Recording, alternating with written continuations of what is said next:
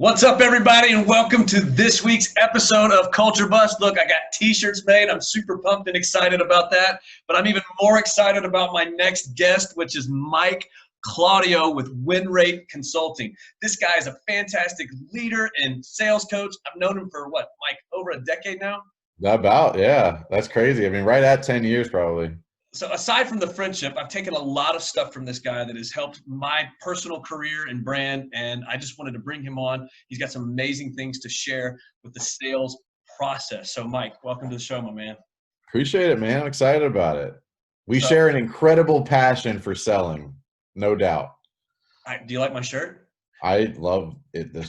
Probably not the color I would have picked, but it's a great shirt. Yeah, we're going with it, man. A buddy of mine, he helped me out. No, it's cool. It looks good. Oh, right. So maybe when I get to your level, I'll have some cool merch like you've got, like the Win Rate hat and everything. So Plain black tea, though. Plain black tea. It's like an entrepreneur thing. It's like plain black tea is where it's at. Gotcha. Awesome. So thanks. Welcome to the show. We're going to kick it off. Mike is going to be talking about a 6-step process in the sales cycle. He's got some amazing things that he's going to be sharing with you guys in each step. And so I'll ask some questions throughout. But Mike, kick it off. Talk to me about what this 6-step process is, how you came up with it, why it's important, why this audience needs to hear it. So like we met, I was in B2B sales and, I've had a long career since then. And now I coach, companies around their sales processes. And I realized I'm probably coached 90 businesses at this point, and so many do not have a set process around how they're training their salespeople to go in and manage the client experience in an actual sales environment, right? We have, this particular process is probably more geared towards a new prospect meeting, maybe not as much an existing, but it's still good to have a structure and a consistency. And I realize all these conversations is in a lot of sales leadership, I know you've seen it. Hey, new sales guy, good luck. Let me know how I can help you. Just assuming that new sales guy has experience, knows what to do, is representing the brand correctly. And one of the biggest reasons I promote a consistent process is if you don't have a consistent client experience, you're never going to get referred. And this happens in B2C just as much as B2B, where this sales rep came in phenomenal, right? We've all had the top performers, that top 1%, that guy that nails it every time.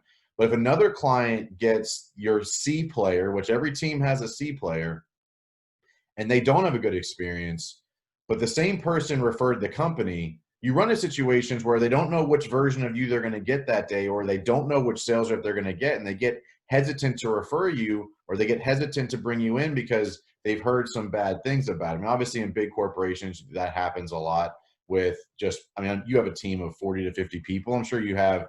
Everybody's seen the situation where a client calls and goes, hey, I love working with you, but can I get a different sales rep?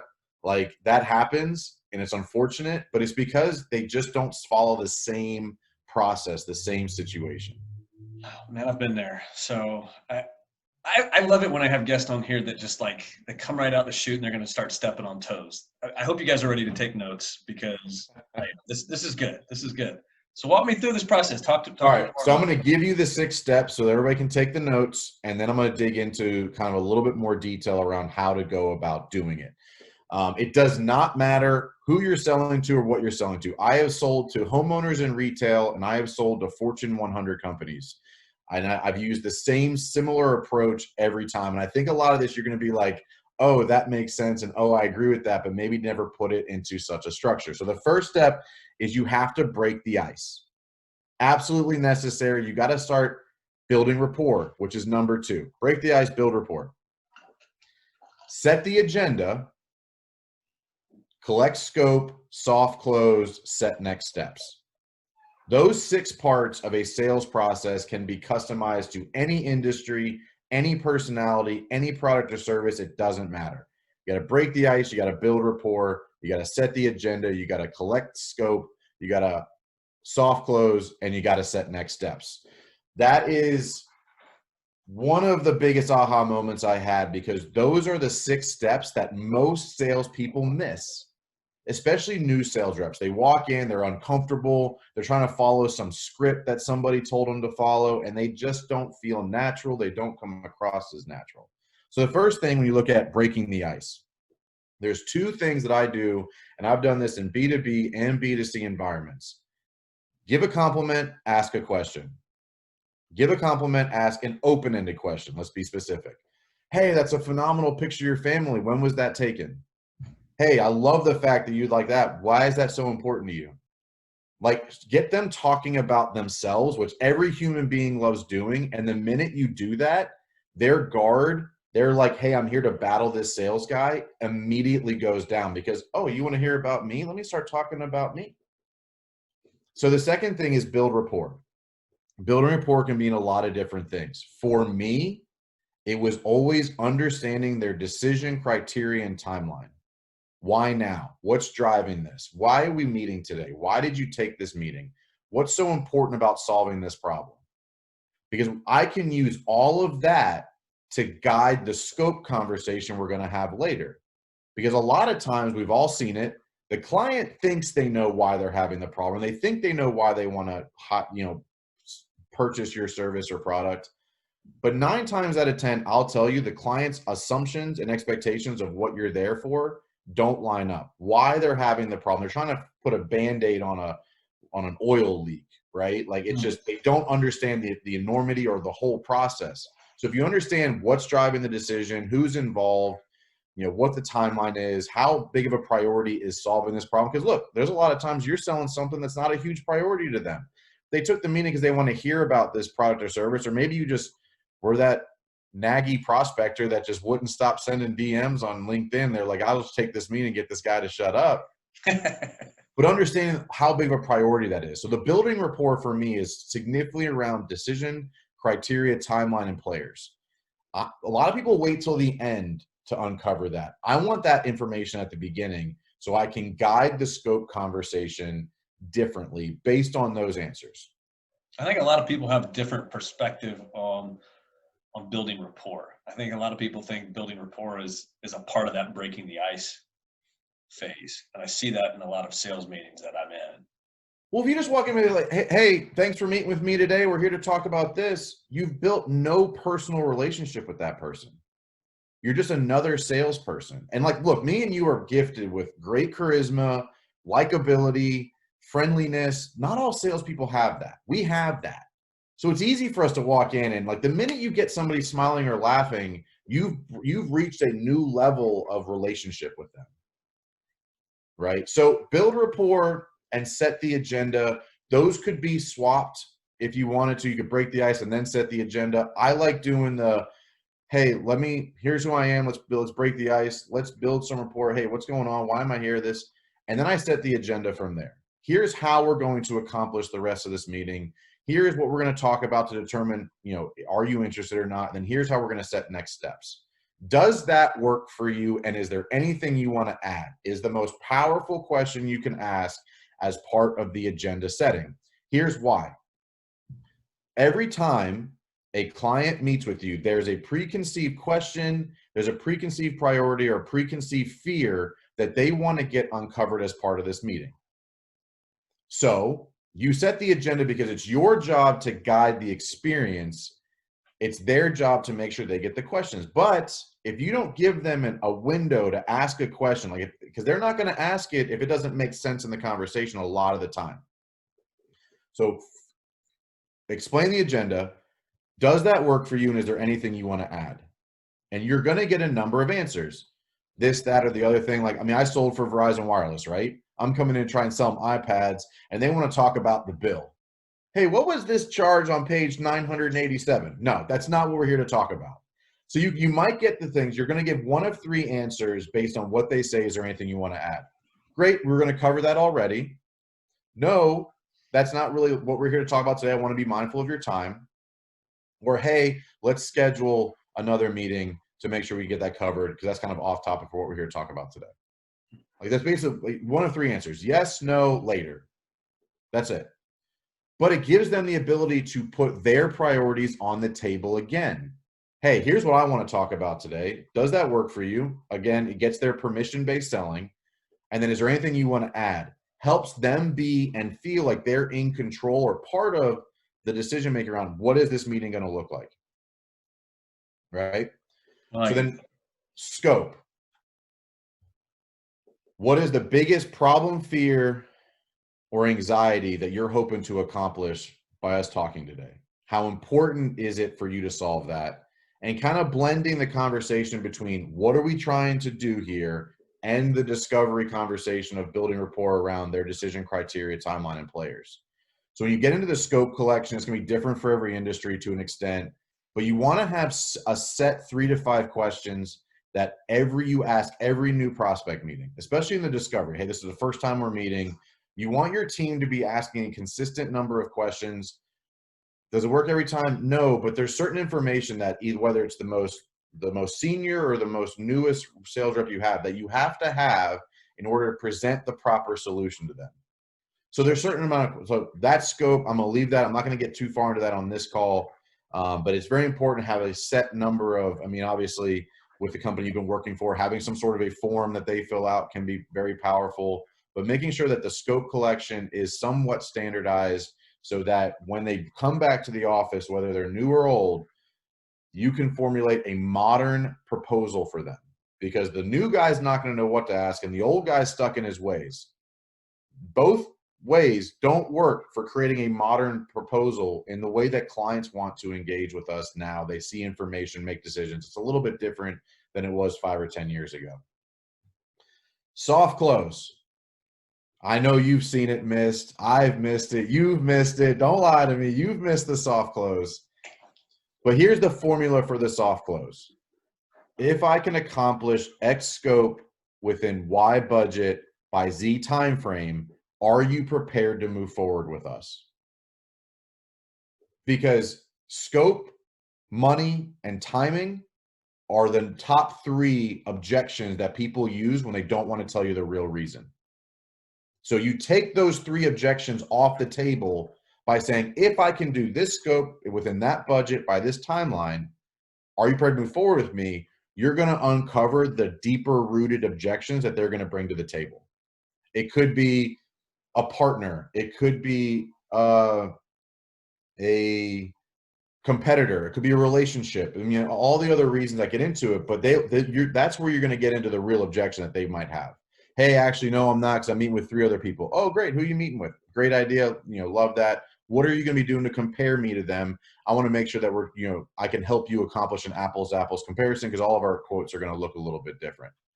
But if you take scope, budget, and timeline out of their objection list, you really get more granular with that, so you can better put yourself in a position to win that deal. And also be able to go back to your leadership and say, hey, they said, if this, help me make that happen and we'll close this deal. You might, look, clients lie. Clients are always going to lie. Yeah. Decision makers are forever going to give you the runaround. But asking that soft close at the end of the scope, hey, based on this decision criteria, based on this scope, here's what I understand. If I can accomplish this for your business within this budget by this timeline, also helps you remember you need to get that information. Because, I mean, how many times does someone come back like, how many trucks they have, right? I forgot to ask that. That's a pretty standard part of the scope here, everybody. So, but I mean, I'm just using Axoff as an example, right? Fair enough. You're right, fair enough. But that soft close will help you uncover a deeper level of understanding of what it's going to take to close that deal. And then setting next steps. The great, I'll have your proposal next week, let me know if you have any questions bullshit isn't going to work. You're setting no meaningful next step. So what I always do, or try to do as much as possible, when I understand their decision timeline, when do they want to have this problem solved by? I reverse engineer a timeline that helps them reach their goal. When you make the next steps about them, they're significantly more likely to accomplish it and be followed up with and guided through that process, because it's for their goal. Because a follow-up of, hey, just checking in, seeing if you looked at the proposal yet, as opposed to, hey, I'm just checking in because, I want to help you reach that goal. I don't care if you're not ready yet, but if you don't make a decision by tomorrow, we're not going to hit your end goal. Just want to make you aware.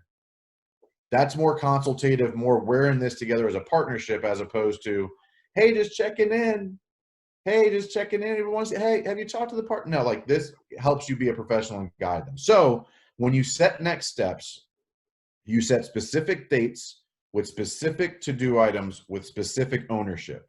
Who's owning what step that needs to be done by what day? And I will go as far as scheduling and sending calendar invites in that meeting. Because I'll say, hey, I'm gonna get you the proposal by Tuesday. If I don't hear back from you, I'm gonna call you on Friday at 11 a.m. Does that work for you?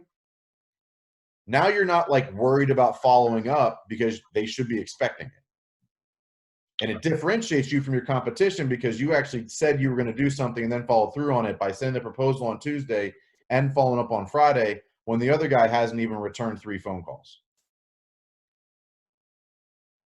6 steps: break the ice, build rapport, set the agenda, collect scope, soft close, set next steps. I like those. Where do you think most sales reps that you coach today, which one of those steps do they miss the most? Where do you think this audience could maybe focus most of their attention to? I would say the soft close, like having a formula for the soft close, because that soft close really is how you can prepare everything going forward to give yourself the best chance to do that. I think a lot of people are okay at setting next steps, maybe not as detailed as that. Most people build rapport in their own way. I mean, clearly you collect scope in your own way. So I think a lot of people do that. I think the soft close is one of the larger missed processes there because you're going to get a good feel. They're not going to like knock you down in the meeting. You're always going to be like, yeah, man, they loved us. But did you ask? Sure. No, I didn't ask. Why would I ask? The dude was like, he was totally into this. I mean, if you don't even know there's another level of decision making that goes into that, which we dealt with a lot in like those Fortune 500 companies, there was always somebody else that had to sign off on it.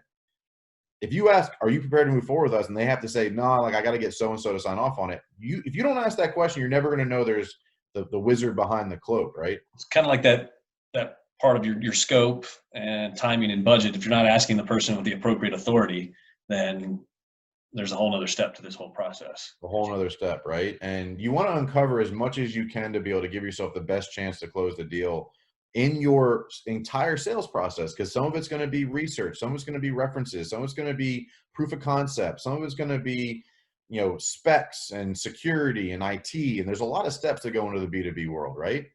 Well, if you can say, hey, are you going to be prepared to move forward with me? And they say, no, we got to go through these steps first. Now you know exactly what it's going to take to put yourself forward, and now you can guide them through their own process while mixing in your own processes, right? Because we all have our own red tape on the inside that doesn't always go as smoothly as the client would want it to.